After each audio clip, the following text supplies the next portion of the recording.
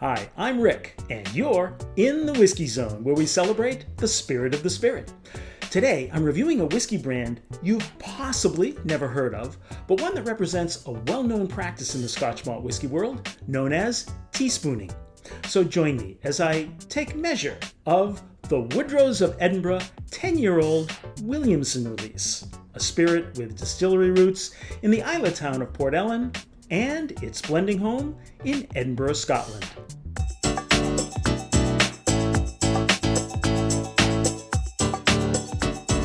There are plenty of independent bottlers out there who routinely release whiskeys from distilleries using the distillery name. However, some producers of whiskey have restrictions in place that don't allow the direct association of their name on the labels of these independent companies who purchase casks of their spirit. That's where the practice of teaspooning comes in.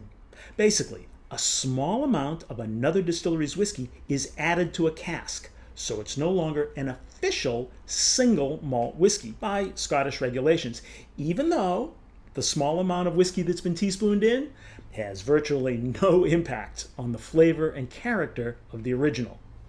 This particular whiskey is well known to be from the Laphroaig distillery and named after Bessie Williamson, the first female distillery manager of the 20th century.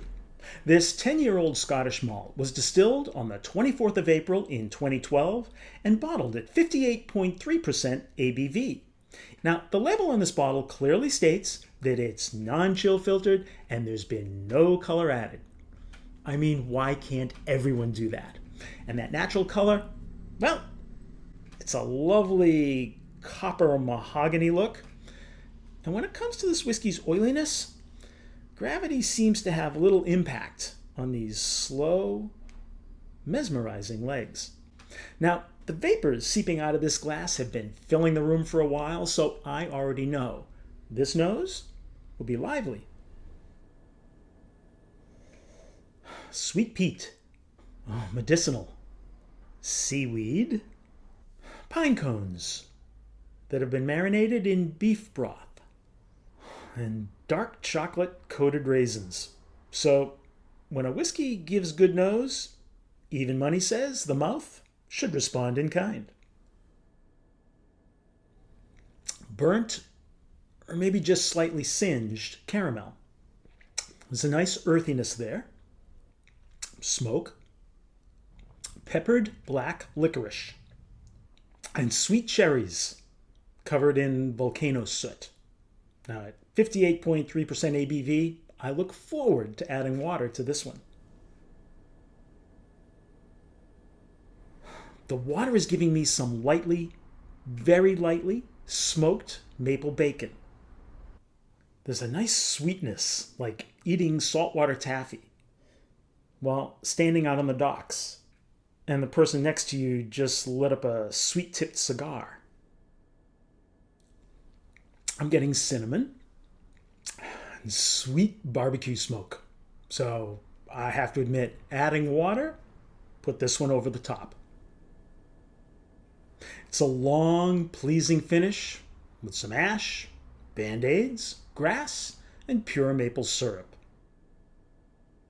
This is a beautiful whiskey. There were less than 300 bottles in the outturn, so you may have to move quickly, but it'll go down smoothly if you get the chance. With that sherry finish, the taste is aces. The color is lovely. The finish is a treat.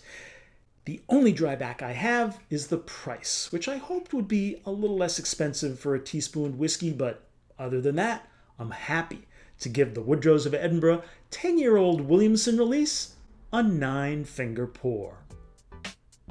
I hope you found some value in my 5-minute review of the Williamson 10-year-old from Woodrows of Edinburgh.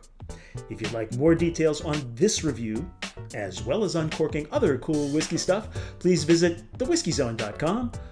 But before that, why not pass the love back this way with a subscription, a like, a comment, or a share? So until next time, drink smart, stay safe, and we'll see you again in the Whiskey Zone.